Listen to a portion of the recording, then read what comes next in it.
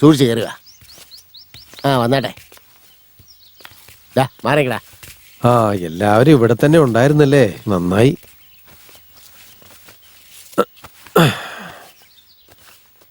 എന്തൊക്കെയാ വിശേഷം ഫക്കീറണ്ണ? മോളുടെ കല്യാണം ഇങ്ങ് അടുത്ത് വന്നോണ്ടിരിക്കുക. കടം ചോദിച്ചിടത്തൊന്നും കിട്ടിയതുമില്ല. ആ പ്രകാശനോട് 50,000 ചോദിച്ചപ്പോൾ ആകെ തന്നത് 10,000.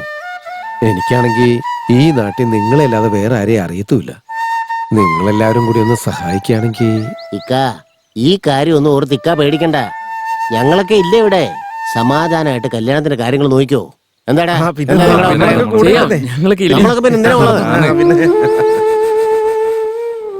എന്റെ വാപ്പേ മൈസൂർ കൊട്ടാരത്തിലെ ശിപ്പായി ആയിരുന്നടാ.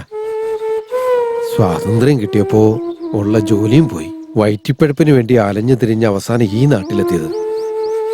ജീവിക്കാൻ നിങ്ങൾ ഒരിടം തന്നു, കൂടെ വയറ് നിറയ്ക്കാൻ ഒരു ജോലിയും തന്നു. എന്റെ വാപ്പയും എന്റെ ഉമ്മയും കിണറ് വെട്ടുമ്പോ മണ്ണിടിഞ്ഞു വീണ് അതിപ്പെട്ട് മരിച്ചു പോയതാ.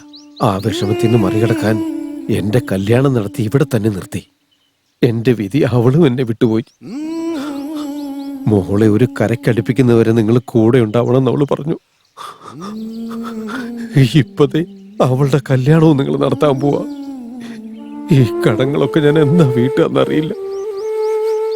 എന്താ ഫക്കീറണ്ണ ഇങ്ങനെയൊക്കെ പറയുന്നത്? എന്താ, ഞങ്ങളാരും അന്യന്മാരൊന്നും അല്ലല്ലോ. ഞാൻ അങ്ങനെ പറഞ്ഞതല്ല രംഗ. എന്റെ മോളും കല്യാണം കഴിച്ചു പോയി കഴിഞ്ഞാ പിന്നെ എന്റെ കുടുംബത്തിലാണായിട്ട് ഞാൻ മാത്രാ. മരിക്കുന്നതിന് മുൻപ് ആർക്കെങ്കിലും എന്തെങ്കിലും ഒരു നന്മ ചെയ്യണമെന്ന് ആഗ്രഹമുണ്ട്. ഫക്കീറണ്ണം പറയുന്നതും ശരി തന്നെയല്ലേ? അത് ഫക്കീറണ്ണ, നമ്മുടെ മാത്തൻ ചേട്ടനെ ആ ബെഞ്ചെന്ന് പറഞ്ഞ ഭയങ്കര ഇഷ്ടമാണെന്ന്. ഏത് ബെഞ്ച്? ഓ, ആ ബെഞ്ചോ? അയ്യോ, ഞാനതാ ഗൗണ്ടർക്ക് വിറ്റല്ലോ. മരിയെ കൊണ്ട് മിണ്ടാതിരിക്കടാ, അവന്റെ ഒരു മര്യ. അതല്ലാതെ നീ എന്നോട് വേറെ എന്ത് വേണേലും ചോദിച്ചു. എന്റെ ജീവൻ കൊടുത്തിട്ടാണെങ്കിൽ നീ ചോദിക്കുന്നത് ഞാൻ ചെയ്തു തരും. അത് പിന്നെ ഫക്കീർക്ക, എന്തിനാ നിങ്ങളോട് മറച്ചു വെക്കുന്നേ? ഗർഭിണിയായി കഴിഞ്ഞാൽ പിന്നെ പ്രസവിക്കാതിരിക്കാൻ പറ്റില്ലല്ലോ. കാര്യം എന്താന്ന് വെച്ചാലേ,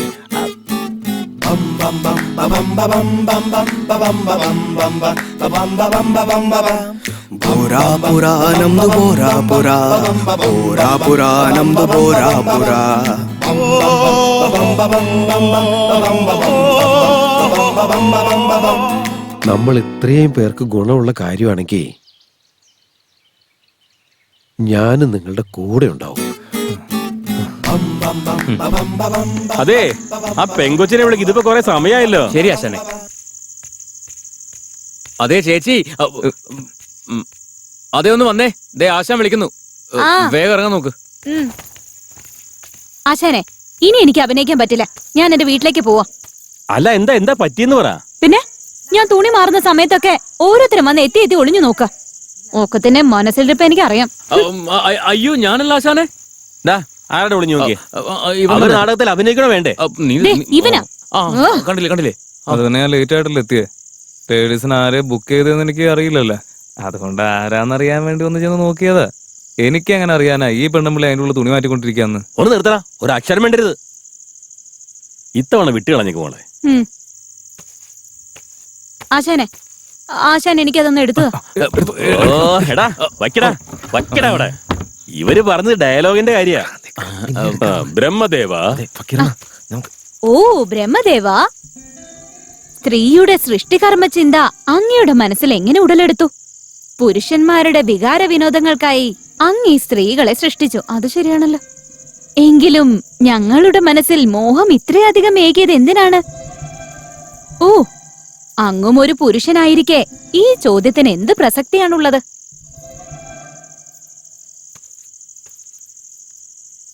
ഞാനൊരു അഴകേറിയ ശില്പം തന്നെ. എന്റെ അഴക് കൊണ്ട് ഈ ലോകം ആഗ്രഹിക്കുന്നത് എന്തോ അത് നടക്കട്ടെ. ആശാനെ, ഞാൻ നന്നായിട്ട് ചെയ്തില്ലേ? തന്ന 2000 ഭീകരമായിട്ട് ചെയ്തിട്ടുണ്ട്. അവിടെ പോയിരിക്കും. അടുത്ത ആള് വാ.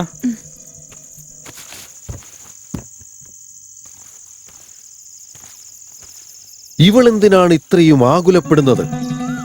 ലളിത, ചിന്താകുലയാകാതെ ലളിത, നിന്നെ സംരക്ഷിക്കേണ്ടത് എന്റെ ചുമതലയാണ്. എന്റെ വാക്കുകൾ അനുസരിച്ച് എന്റെ റാണിയായി വരൂ നീ. അങ്ങനെയാണെങ്കിൽ എന്നെ മംഗലം ചെയ്യാൻ തയ്യാറാണോ? മംഗലമോ? നിന്നെ മംഗലം ചെയ്താൽ പിന്നെ ഈ സമൂഹം എന്നെ അംഗീകരിക്കില്ല. നീ ദേവദാസിയായി കൂടെ വരൂ. അങ്ങനെയെങ്കിൽ എന്റെ ഈ ജീവിതം മുഴുവനായി ഹോമിക്കണമെന്നോ? നീ ആകുലയാവേണ്ടതില്ല സഖി, ഞാൻ നിന്നെ മംഗലം ചെയ്യാൻ തയ്യാറാണ്.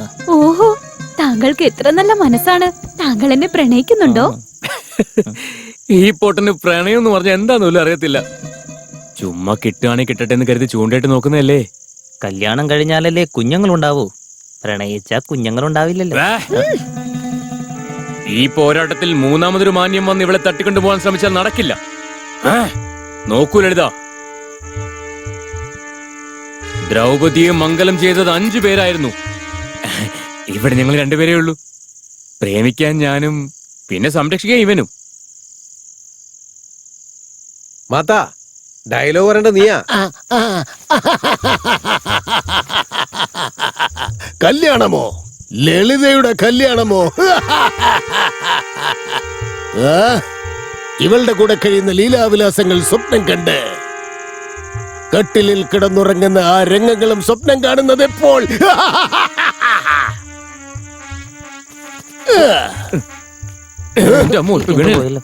ഒന്നുകൂടി തന്നല്ലോ. ഇതൊന്നും വലിയ കാര്യമൊന്നുമില്ല. ആ ഭാഗത്ത് നിങ്ങോട്ട് വലിച്ചിട്ടെ ഇവിടെ നിന്ന് അങ്ങോട്ട് ഒന്ന് തള്ളി വിട്ടാ മതി. ശരിക്കൊന്ന് തേച്ചാലേ നൈസായിട്ട് കിട്ടും. പിന്നെ ഓട്ടയിൽ ഒരു ബോൾട്ട് കയറ്റിയാ മതിയല്ലോ. ആശാനെ, ഇത് കണ്ടോ ഇവന്മാരും? ഞങ്ങള് സംരക്ഷണത്തിന് വേണ്ടിയാ. ഡയലോഗ് പറയടാ. സ്ത്രീത്വം എന്നാൽ അഭിമാന പൂരിതമാകണം. വൃത്തിയിട്ടോ, വിളിക്കുമ്പോ ഒന്നും വരില്ല. ഇപ്പൊ വന്നിരിക്കുന്ന കണ്ടില്ല. ഇവളോടും ഒരു വാക്ക് ചോദിക്കേണ്ടതാണ്. അവളോട് ചോദിക്കുന്നത് എന്തിന്? അവളെ ദേവദാസിയാക്കി മാറ്റുകയാണെങ്കിൽ പിന്നീടെല്ലാം ശരികളായി കലാശിക്കും.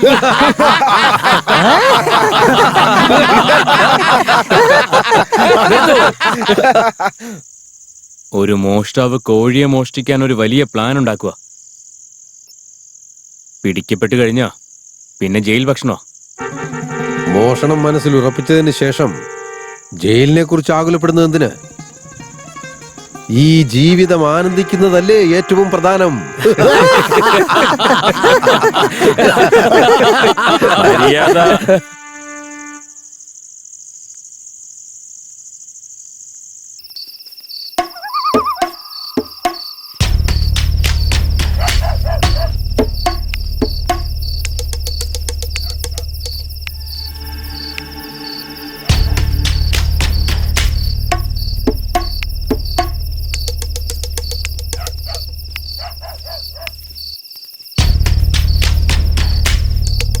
ഇതൊന്നും നടപടിയാവുമെന്ന് എനിക്ക് തോന്നുന്നില്ല.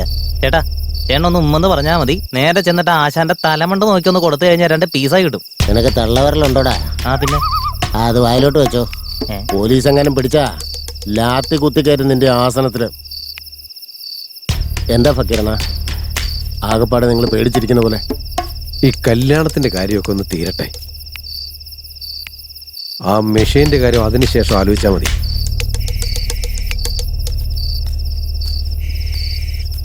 ഫക്കീർ പറഞ്ഞതിലും കാര്യമുണ്ടടാ. എനിക്കെല്ലാം മനസ്സിലായി. അത് വിട്. ഈശ്വരൻ തന്നെ സകല കാര്യങ്ങൾക്കുള്ള സമയം കുറിച്ച് വെച്ചിട്ടുണ്ട്. നാടകം ആദ്യം കഴിയട്ടെ. മിഷൻ നമുക്ക് അതിന് ശേഷം പോക്കാവുന്നേ. പിന്നെ ഇതേ എന്റെ പങ്ക് എനിക്ക് കൃത്യമായിട്ടും കിട്ടണം. നാനുമായിട്ട് കഷ്ടപ്പെട്ട് സമ്പാദിക്കാത്ത കാശ്, അതുപോലെ കല്യാണം കഴിക്കാത്ത കുടുംബം ഉണ്ടാക്കുന്നത്, അതൊന്നും എന്നെ കൊണ്ട് പറ്റുന്നതല്ല. എനിക്കൊരു താല്പര്യമില്ല. നിങ്ങളിതിൽ എന്താന്ന് വെച്ചാൽ കാണിക്കേ.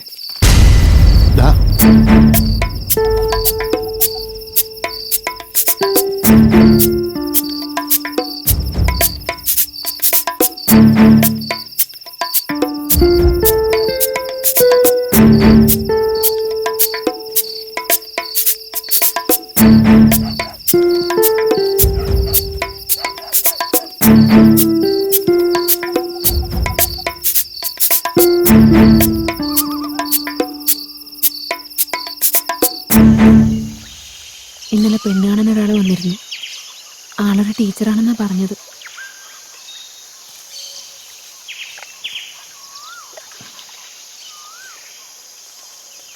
അല്ല ഇതില്ല, ഞാനിപ്പോ എന്ത് പറഞ്ഞിട്ട് എന്താ കാര്യം? നീ എന്ത് പറഞ്ഞാലും ഞാൻ തയ്യാറാ. പെണ്ണെന്ന് പറഞ്ഞ ഒരുമാതിരി കത്തുന്ന തിരികെ കാറ്റ് പോകുന്ന വഴി അതിന്റെ ദിശ മാറിക്കൊണ്ടിരിക്കും. ഇന്നിപ്പോ എന്റെ ഭാഗം പിടിച്ച് വന്നിരിക്കുക. നാളെങ്കിൽ അച്ഛൻ്റെ കണ്ണീര് നാട്ടുകാരെന്നൊക്കെ പറഞ്ഞു കഴിഞ്ഞാ അതെന്താ? അപ്പൊ നിനക്കെന്നെ വിശ്വാസമല്ലേ? പിന്നെ വിശ്വാസമൊക്കെ ഉണ്ട്. പക്ഷെ നീ പെണ്ണായോണ്ടുള്ള ഒരു പേടിയാ. സ്നേഹം, കണ്ണീര്, ആഗ്രഹം, കാശ്, അതിനൊക്കെ എപ്പോഴാ ചായ എന്ന് പറയാൻ പറ്റില്ലേ? ആ ഒരു പേടിയുണ്ട് എനിക്ക്. കൂടെ ജീവിക്കാൻ തയ്യാറാന്ന് ഞാൻ പറഞ്ഞില്ലേ, ഇനി വേറെ എന്താ ഞാൻ പറയണ്ടേ? ശരി, ഞാൻ ആദ്യം കാശ് റെഡിയാക്കട്ടെ. അതുകൊണ്ട് ഈ നാട് വിട്ട് എവിടേക്കെങ്കിലും പോവാം നമുക്ക്. എനിക്ക് ജീവിതത്തിൽ ഒരു തവണ പിഴവ് പറ്റി. ഇനി ഒരിക്കൽ കൂടി എന്നെ കൊണ്ട് സഹിക്കാൻ പറ്റിയെന്ന് വരില്ല. ഇനിയും ജീവിതത്തിൽ എനിക്ക് കഴിയാൻ വയ്യ. ഇപ്പൊ നിന്നെ വിശ്വസിച്ച് മാത്രം ഞാൻ ഇറങ്ങി വരാം. ശരി, എന്തായാലും നാടകം ഒന്ന് കഴിഞ്ഞോട്ടെ. എനിക്ക് ഒരു കാര്യം മാത്രമേ പറയാനുള്ളൂ. നമ്മുടെ ഈ കാര്യത്തെക്കുറിച്ച് ഒരാൾ പോലും അറിയാൻ പാടില്ല. എന്തുകൊണ്ടാ പറയുന്നതെന്ന് മനസ്സിലായോ? ചുറ്റും നിൽക്കുന്നവരെന്തൊക്കെയാ പറയാന്ന് പോലും ചിന്തിക്കാൻ പറ്റില്ല. പിന്നെ മരണം വരെ നമുക്ക് നാണക്കേട് മാത്രമായിരിക്കും.